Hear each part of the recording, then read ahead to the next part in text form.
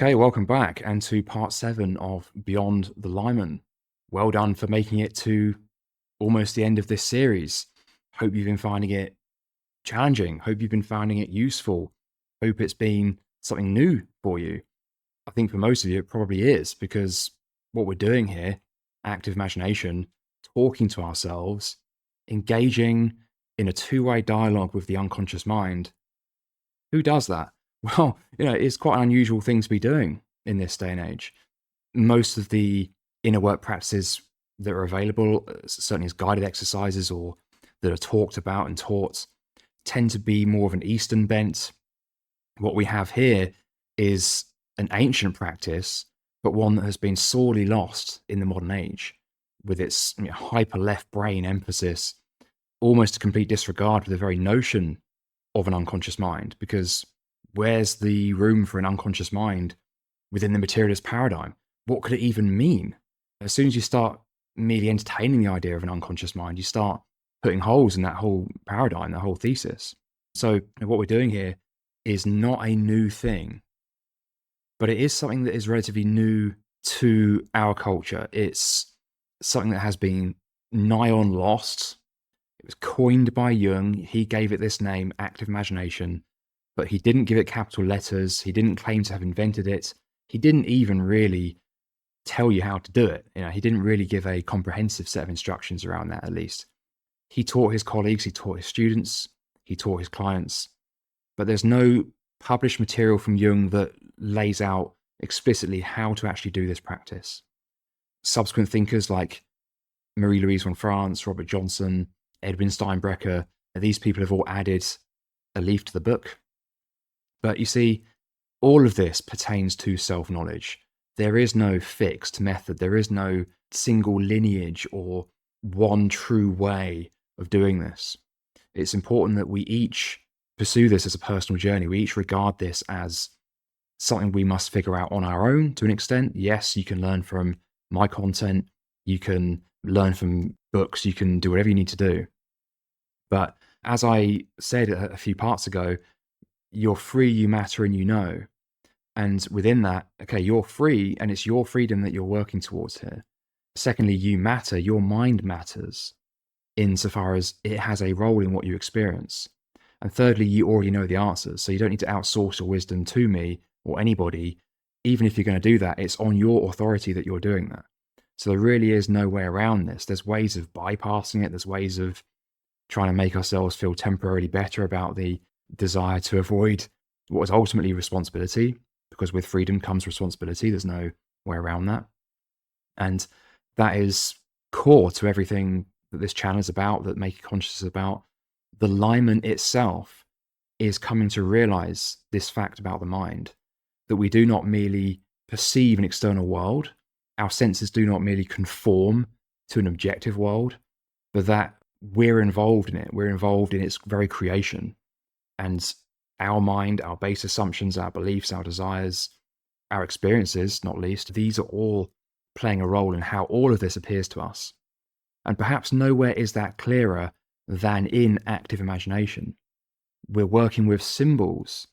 The very meaning of the word symbol means, or it derives from ancient Greek, symboline, meaning to throw together.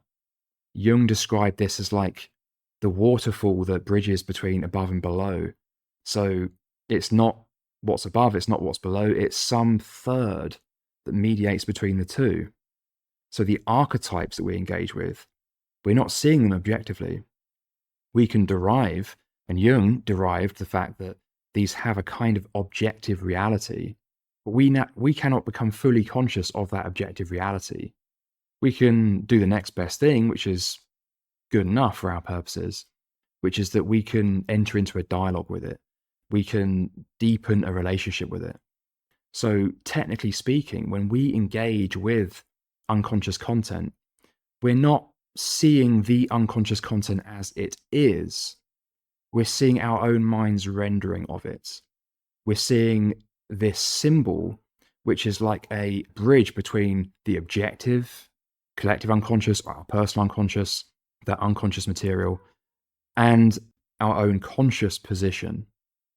This is why, as Jung said, we know that the mask of the unconscious reflects the face turned towards it. So, going to end the series now on this session called Your Onward Journey. So, we're going to be reflecting on where to go next from here. But before we do that, I want to talk a little bit about the structure that might need to be applied to this going forward, potential dangers, because everything has risks and dangers, and the need for unguided practice. So, with the appropriate caveats, I would suggest that you do embark on some unguided practice. You can continue using the guided exercises as well on the Make It Conscious YouTube channel. So let's just talk about that for a second. There are benefits to both guided and unguided practice. There is not only a case for both, but there's also maybe, in the case of active imagination, there's more reason to use guided than there is for, say, Eastern meditation. With Eastern meditation, through my own experience of it, I found that yes, guidance is useful at first, or guided practice is useful at first. With meditation, that tends to become quite limiting quite early on, I find. Like, I would suggest that someone doing meditation would try and move beyond guided meditation relatively sooner. However, with active imagination, it's not quite as clear cut as that, because there's certainly a place for both, but doing it unguided can still require a little bit of thinking, and it's a little bit more multidimensional than meditation. You have to remember that the ego has even less control over the experience during active imagination. This is one reason I think it's actually a lot harder to become conceited through active imagination practice than it is through meditation, because in meditation, yes, you can cultivate these blissful states and they can be quite powerful and insightful, very much so. But ultimately, it's still the ego that is taking the reins there, if it's not done cautiously and carefully. So the two practices work together very well, because meditation gives you a degree of concentration that you can apply in active imagination. At the same time, active imagination brings this respect for what lies beyond the ego in a way that I'm not sure conventional meditation can, or does so reliably. It certainly can, but if you observe, it's not necessarily the case that everyone who practices meditation reaches any insight for a start, or even reaches a place of humility through it. It's often actually kind of the opposite. So I haven't done any scientific experiment on it, but if I was to, look, my hypothesis would be that it's not really going to take you one way or another necessarily. It's actually what your own mind brings to it. So if you're going into meditation with a load of conceit, it's probably just going to lead to more justification as to why you should probably remain that way. Likewise, if you go into it with humility, it's probably going to help bolster that humility and show you the value of it. Active imagination, though, and this is one reason why it might be, in some sense, a bit more dangerous than meditation. Well, there is, by its very nature, this autonomous element to it. You're choosing a seed, going out, inviting the unconscious to appear, and then stepping back and allowing it to take on a degree of autonomy. And firstly, that can be quite unsettling if one doesn't have a concept for the unconscious mind, if one doesn't have even a basic understanding of how the unconscious works. Those aren't the only reasons it can be unsettling, I must say. But just imagine you go into it. It's like, people go into psychedelic trips, a way more extreme experience, typically, completely unprepared, have this ego-shattering experience, but they come away and they blame it on the thing they've just taken because they don't understand that it's their own mind's relation to what they're experiencing, and that the ego is not what there is, and that they aren't the center of the world, for a start, or that they comprise of so much more than the conscious ego. So in that way, because there is this bifurcation going on, there's the ego that's observing and is managing and sort of overarching the experience, but is at the same time giving it freedom to unfold in the way it needs to, giving the unconscious freedom, honoring its autonomy, not trying to control it. When met with mystery, what do? Do we become scared and try and pin it down and start embodying an archetype and becoming inflated by an archetype in an attempt to impose it on the mystery around us? Or do we rightfully acknowledge that we have come from this very mystery? We've come from this place. And if we treat it with respect and honor and understand that there's not ever going to be complete knowledge of everything, we're never going to understand all of it. We can have some model of it. We can certainly know what we need to know.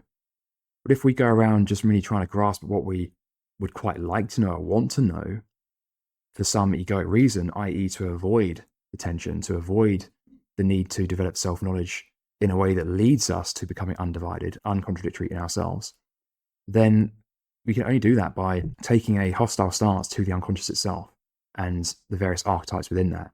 We might identify with one and we might reject others. We might say push away the anima or the animus, and it then comes back in a daemonic form. So, we then become the very thing we pushed away, remaining completely oblivious to that fact. It's quite dangerous stuff, this. You could argue it's actually the most dangerous thing. I'm going to jump actually a couple of slides here because now I'm talking about it. Let's talk about these dangers of active imagination, what to do about them. Firstly, is it dangerous? How dangerous is it? Well, yes, in a sense, but as I've just alluded to, it is primarily one's own attitude to it that renders it such. If we can truly understand that, that removes the danger right there. It doesn't remove the need for effort. It doesn't remove the need to suffer our tension, suffer our opposites, and work through that tension. But sometimes just changing the attitude to it is enough. Nietzsche famously said that he who has a why can endure almost any how. It's a similar kind of thing here. It's not the experience itself or the pain or the tension we have to experience that truly prevents us from going through it. It's our own attitude and understanding around it. If we don't really understand on some level what's going on, or that this is actually a sign of progress, if we're going through tension, we're working through it, we're reconciling these disparate parts of our mind, that's a good thing, that's a wholesome thing. And if the ego doesn't understand that, then it changes the whole experience. That very attitude towards the conflict is what renders it so dangerous. So with that really important point, is active imagination dangerous? Yes, but primarily because the ego doesn't relate to it in a healthy way. The ego doesn't relate to the psyche in a healthy way. So if we can start there with understanding, responsibility, intention, cultivating wholesome intentions, that in turn builds on a model of mind, understanding, even at a basic level, how the mind works. We don't need to get super scientific about it. We just need to have some understanding that it's not that we're just bags of flesh walking around in a giant game of Lego. That is a very paltry explanation for our daily experience, let alone trajectory of our lives, the fact we exist at all, the fact we have a mind, the fact we can think, we have this experience. It's just undeniable. So as much as that materialist view can be very useful for modeling the world, it doesn't really explain experience, it doesn't really explain the world. So there's a risk there of confusing something that's useful for an actual explanation. It's not the same thing. Perhaps a more useful explanation, as a lot of these thinkers realize, the likes of Kant, Fichte, Schelling, Hegel, they really came back in a very strong way around this whole idea and gave us some very useful tools and thoughts and philosophies on which Jung didn't build directly, but he was certainly influenced by them, if not indirectly. So this quote I'm showing here from Michael Tsarion, he said that there's nothing more dangerous than you being estranged from your own inner voice. So, okay, doing active imagination might be dangerous in some respect. It certainly is challenging. Doing any kind of inner work is challenging. Potentially dangerous, kind of in a way, but what's more dangerous is not doing it. So to suggest that there is some incredible danger in active imagination itself is, again, coming from this place of misunderstanding. It's a misunderstanding about how the mind works, why we have struggle, why we have conflict, and where our challenges are really coming from. It's not active imagination that causes the difficulty. It's not often our daily life situations that cause our struggle ultimately. It's that they reflect an inner struggle. They reflect an energetic struggle in some way. So I must give you some caution if you're going to go away and do this on your own. I am releasing a course. In fact, I've just published it that will give you some more guidance around how to do this. That's one option if you did want to take this further. But just, if nothing else, know that it's not to say that I'm the last person to say that everything's a projection, right? Because that's in itself a one-sided view. It's not that. It's not that everything's a projection. We're not solipsists here. I'm not, you're not. Anyone who is should probably go and, start their own club. It's that your mind renders experience. Your mind plays a role in how it appears. What you experience is a meeting between your mind and other minds. We co-create this. We all have free will within this great unfolding. So you are not consciously creating everything you experience, but your mind is playing a role in bringing it about. So understand that when you encounter challenge, it's always reflecting something about your own mind. That thing may well be, hey, I need to get more assertive. I need to step up and actually stand up for myself at some point. My inner warrior archetype is giving me a hard time because I'm not honoring it. It might be the other way. It might be I'm not honoring my own inner caregiver. Maybe I'm being too volatile. Maybe I'm overreacting to the slightest thing. And maybe it's not even that the other person is violating my freedom in any way. They're just violating my mere preference, which is a very different thing. And this is one discernment we do very well to make. So proceed with caution. I would say that engaging with your inner voice is vital. It's an essential part of this whole task of developing self-knowledge, of becoming undivided in yourself. There is danger in the process, but there's more danger in not doing it. And the danger that arises is ultimately simply reflecting something about your own mind. Like I said in the previous part here, one thing you can never lose at is the pursuit of self-knowledge. Because if it goes the way that you want, if the ego initially would have preferred, okay, you've still learned something. But if it doesn't, and a lot of things in our plans and as well, they don't go the way we want them to. They don't go the way the ego initially wants them to. But that's because the ego being merely like the iceberg, right? Just like one section of the psyche, an important section, but it doesn't know everything. It doesn't know necessarily what it needs to learn.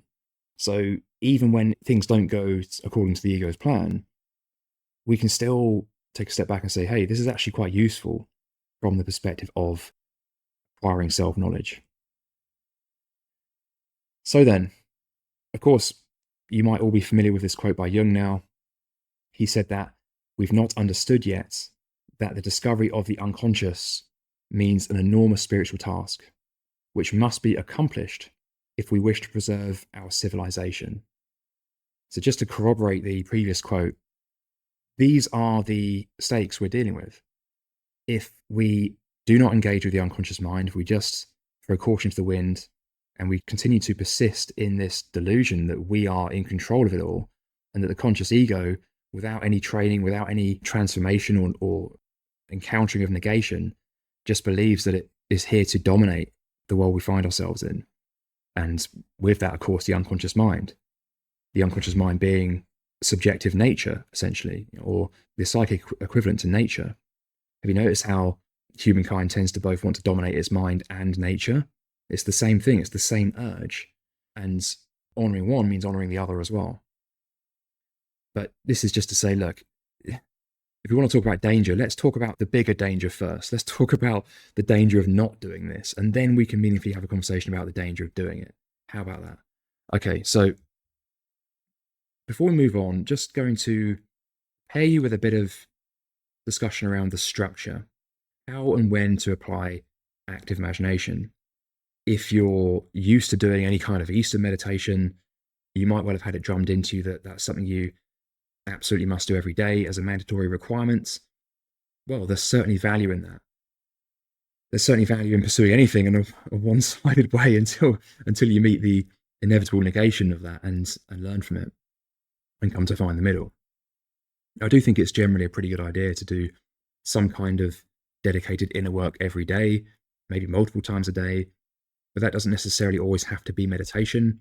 I do believe there is value in doing one kind of inner work every day for a while, knowing that maybe you don't have to do it forever, or that if you determined yourself to always do this every day no matter what, and that was just how things had to be, otherwise you were failing in some way, well, there's clearly room for insight there as well.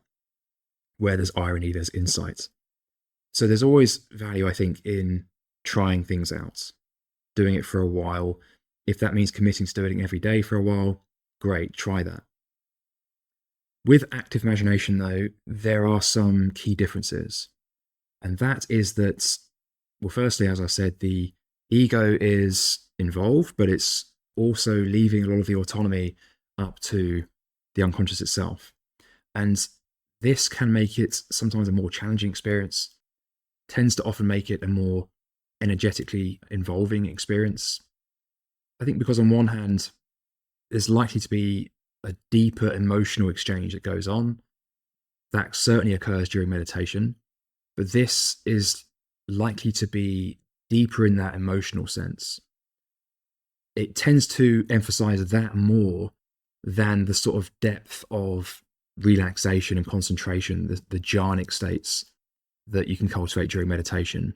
That's why I refer to active imagination and other techniques, even like body work and qigong, things like this. I refer to these as deep forms of dedicated inner work because they work on those deep-rooted conflicts, tensions, and unresolved traumas and these kinds of things. Whereas meditation I refer to as fine because it's working with these very, very subtle, disparate inclinations of mind, which do exist and they become accrued over days, weeks, maybe years. But active imagination is more concerned with those real deep waves of overarching energetic movements that may go undetected for years, decades even, and then suddenly they come to a head and they play out in our world in a really major way. So it was described by many people actually, including Jung, as useful for accessing those subconscious dynamics of mind. And it's not only useful for that, like here I say that you can use it in a way that's very scheduled, so quite proactive. And in that respect, you can use it to gently work on those really deep conditions and whatever happens to be close to the surface as well. But secondly, you can also use it in response to whatever happens to be coming up. This is like what Robert Johnson was talking about, where we just can't seem to get a handle on what's going on in our mind. Like we know that we're feeling perturbed in some way. What is it? What is this that's calling for my attention? So these two ways of using it here, I've labeled these scheduled and in response. If you're familiar with my 7 Habits model, you might know these as proactive and responsive. So in other words, we can deliberately take some charge over the structure of our practice, maybe do it at the same time every day, or maybe do it every other day for a while. I would probably suggest again, you try doing it every day, at least for a time, but don't expect necessarily to sustain that in the same way that you might do with meditation, because it's a much more energetically demanding experience. One way in which you can do this is engaging with the anima or the animus. These are archetypes that can be quite useful to work with on a daily basis. You can also cultivate relationships with any archetype on a daily basis. So that kind of practice is quite beneficial to do on a daily basis or a more frequent basis. But these difficult, deep-rooted conflicts can be quite demanding to do every day. And not only that, but you might not have like this subconscious conflict trying to present itself every day. So I'm not here to give you a definitive schedule or answer to this. The theme, as always, is try this, figure out what works for you. Here are some ideas that I've shared. Here are some things that I've found in doing this. It is the most demanding kind of dedicated inner work. So I don't want to stand here and say, you must be doing this every day, because that would be an absolute, which in itself is unhelpful, not least when we're talking about the most demanding kind of practice there is. And one more thing I wanted to say there was that there's another reason why this is quite energetically demanding. And it's because it actually requires arguably a higher degree of concentration even than meditation in some respects. It's true that the imagination will probably present itself fairly readily once you get into the rhythm of this. And you might find that it presents itself without even really going to great depth of concentration. However, for that really deep interaction, it's a bit more challenging to remain concentrated on something that is inherently dynamic and is moving.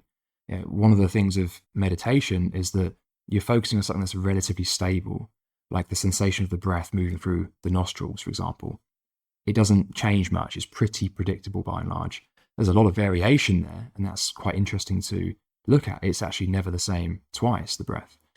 But relatively, it's a lot more stable than the unconscious mind, which who knows what it's going to do.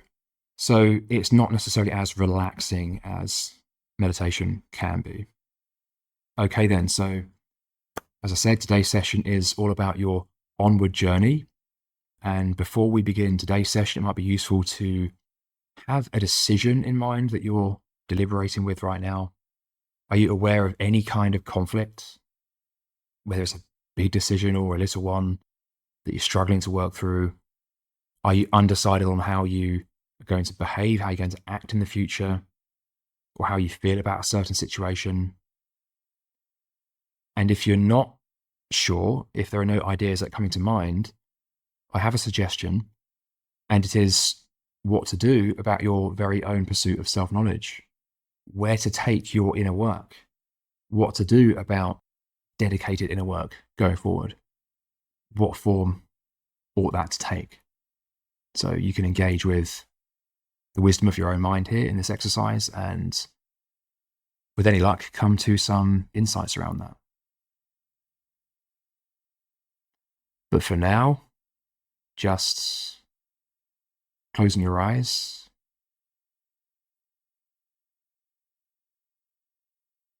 making sure you're comfortable.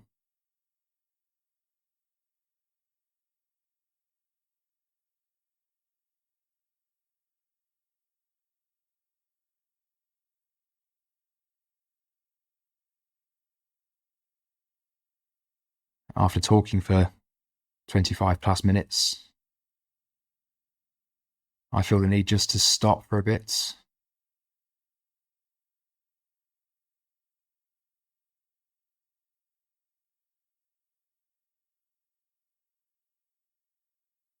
Just allowing the mind to rest naturally.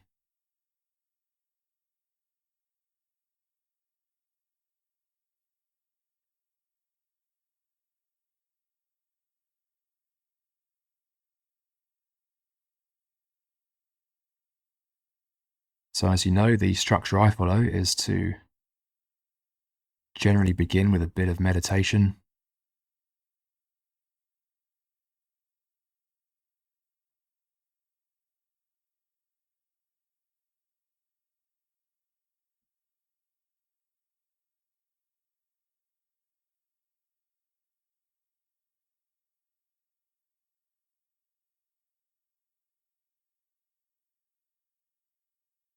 Just bringing the attention to the breath.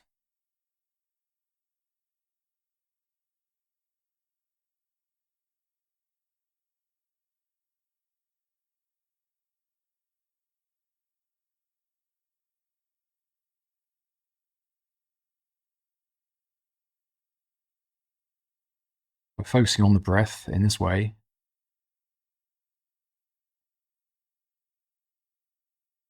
it helps you become aware of what's there.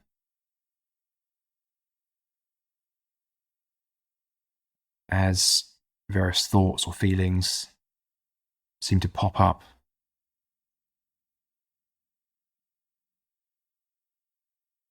you become more aware of them. You make them conscious.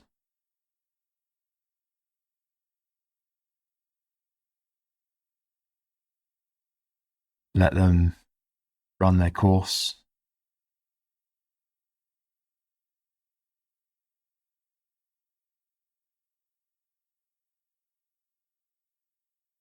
This helps just clear out the mind a little. Makes way for a more meaningful engagement with the unconscious.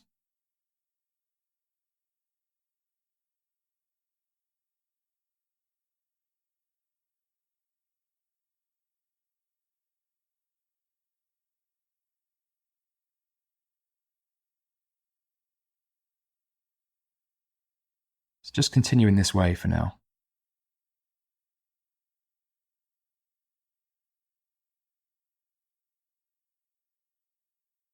bring your attention back to the exercise if at any point you get distracted.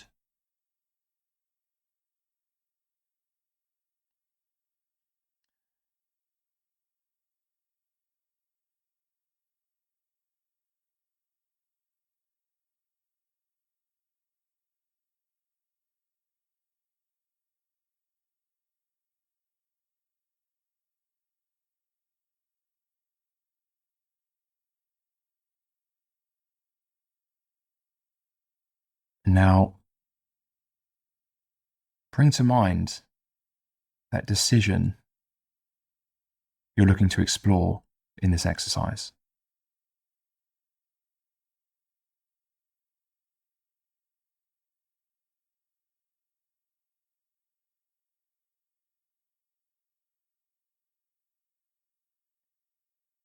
And once you've got that,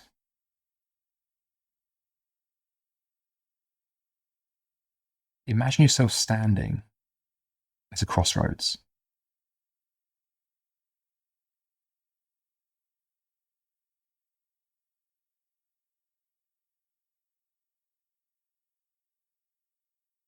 First, just take some time to examine the setting you're in.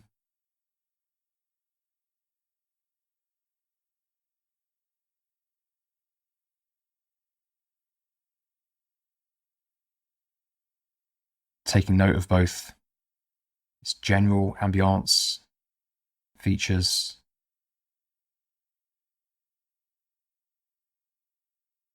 as well as any salient details or symbols.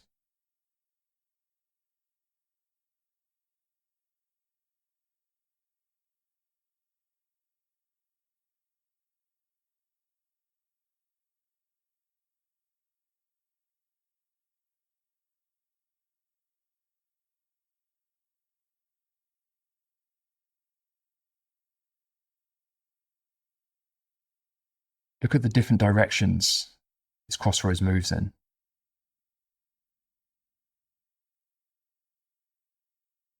Staying where you are, just look at each one.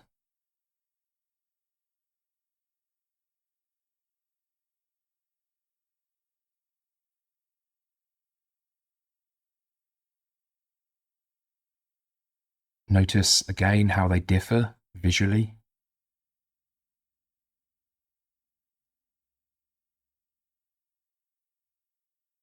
Are there any particular kinds of fauna or flora?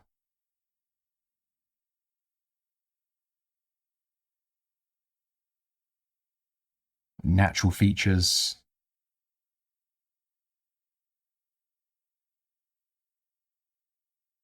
Perhaps any human-like beings?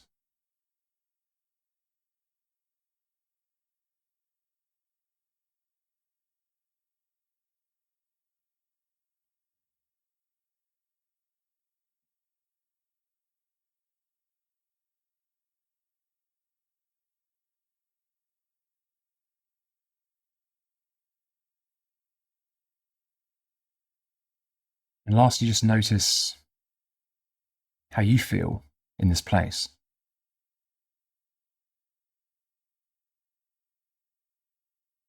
And how you feel about each of the possible paths ahead of you.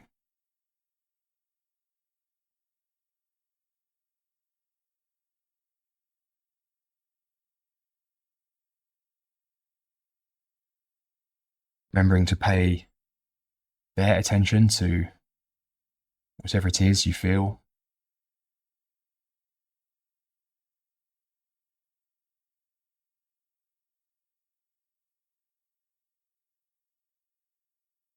Noticing if you feel it in certain parts of the body.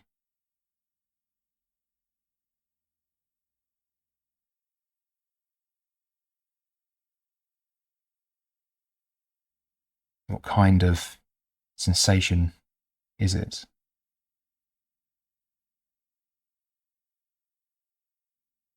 Without trying to resist it or make it go away.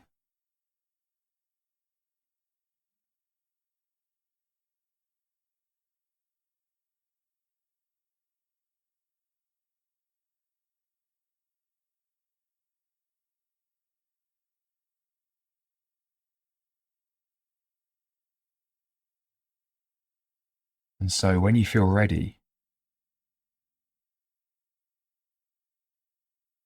just walk towards the crossroads.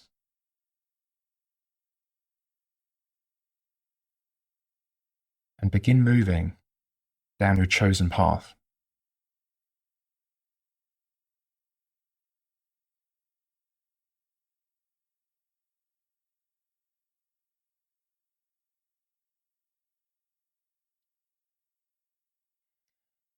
What is it you immediately encounter along this path?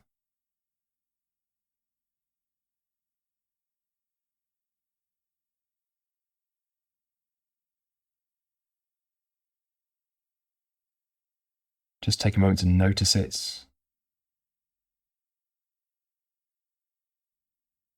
Even engage with it if you need to.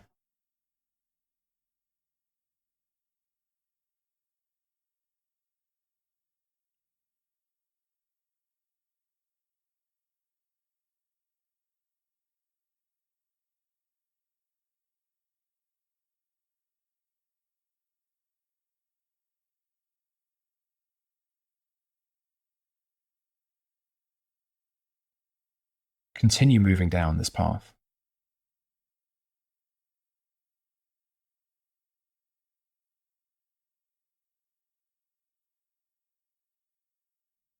Notice how it changes.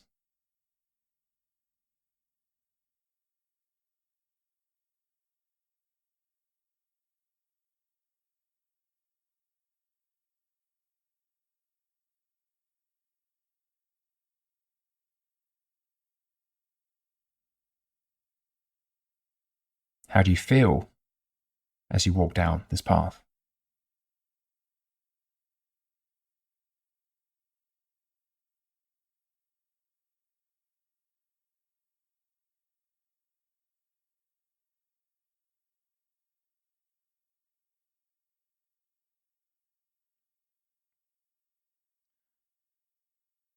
Now, like all paths, this one too contains challenge, negation.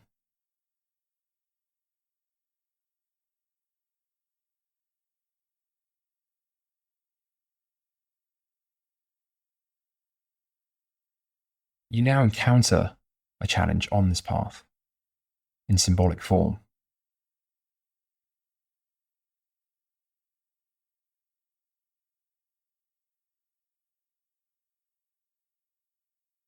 Allow this challenge to appear now.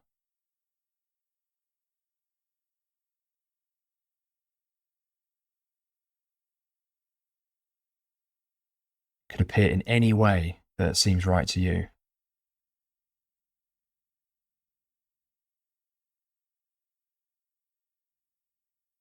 Perhaps some kind of wall or creature, some natural condition or weather.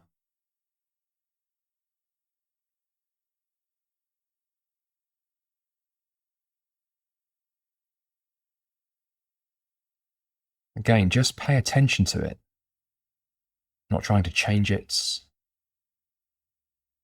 or even confront it at this time.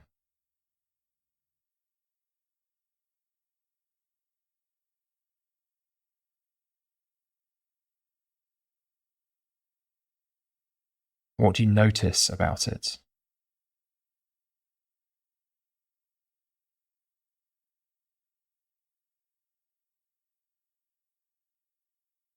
Examine it both as a whole and its various details.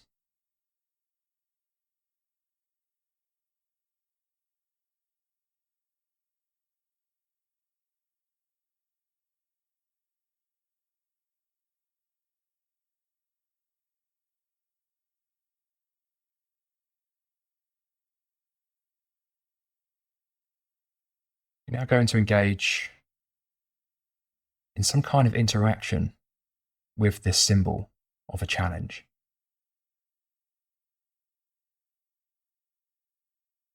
Find some way to negate this negation.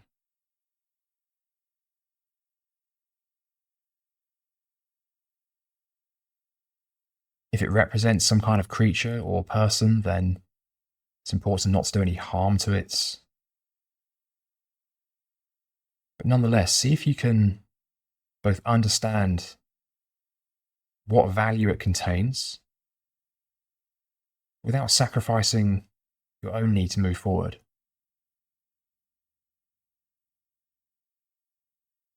Just take some time now just to engage with this challenge.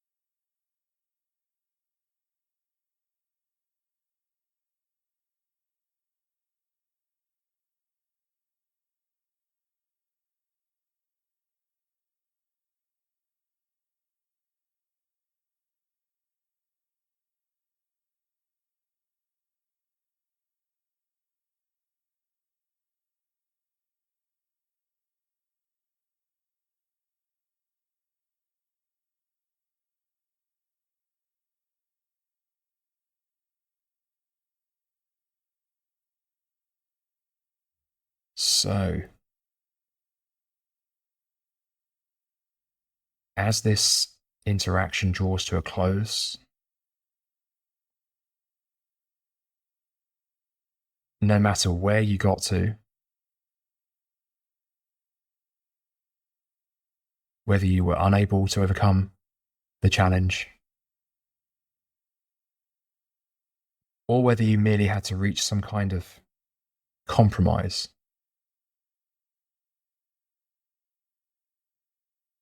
just examine the setting as it appears to you now.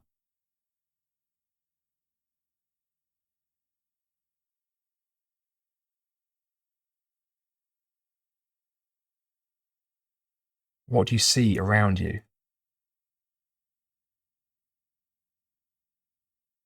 And what lies ahead?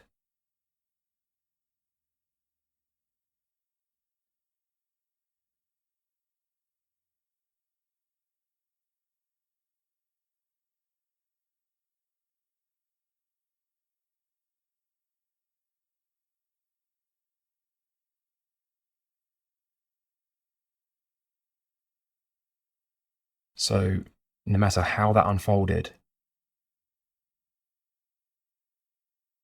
it is all useful experience for self-reflection and as a means to gaining self-knowledge.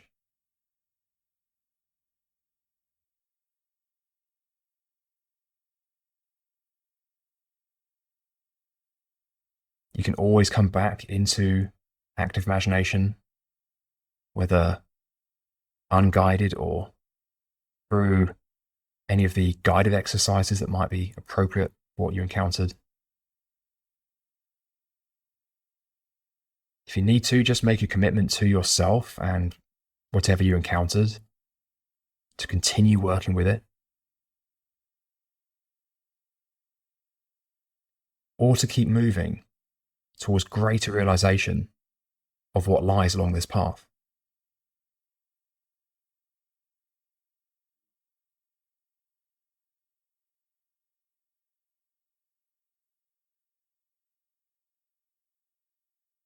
So, just allowing the scene to fade now.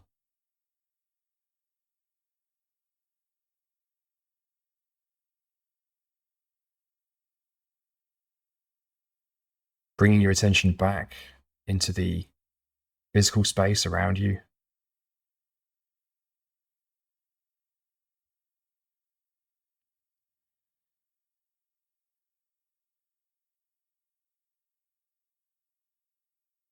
Noticing any sounds or sensations.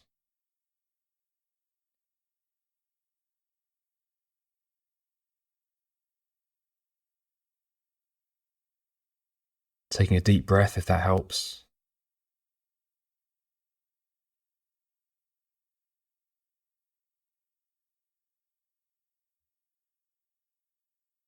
and opening your eyes again in your own time.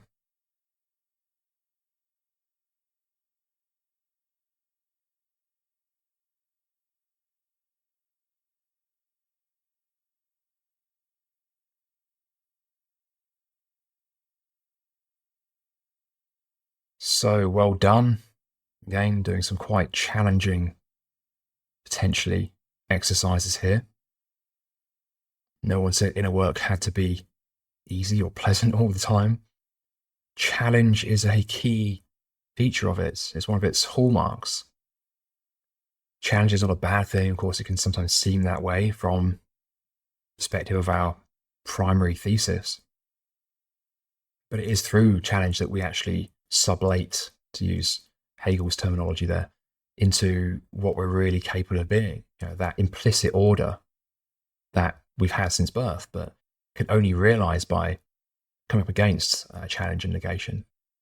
So whatever that revealed to you, whether you feel like you need to keep working on it, or whether you feel like you got the answers you needed for now, and you feel it's time to hang up the phone, as it were, I'm going to present to you an option for onward study that I have been working on. So as I have mentioned before, I've actually been working on a series of courses which comprise the Know Yourself program. And there's 5 in total. 2 of them are now published. One of those is the Active Imagination course, How to Talk to Yourself. So I'm just going to briefly share my screen with you here and show you what it now looks like. So there's a separate domain here. You can find it at knowyourself.makeitconscious.com. I'll put a link in the description. Feel free to go and check that out. As I said, 2 courses available now, the Active Imagination course and the Make It Conscious philosophy course. So just give you a little brief tour here. See the homepage and the 2 courses. You can do all this in your own time. Click this, you can see the 3 more courses that are on their way relating to shadow work and individuation. So got that to look forward to by the end of the year. So yeah, feel free to check this out in your own time. And if you are interested, simply go to courses, go to the Active Imagination course, and it's called How to Talk to Yourself, by the way. Click on that.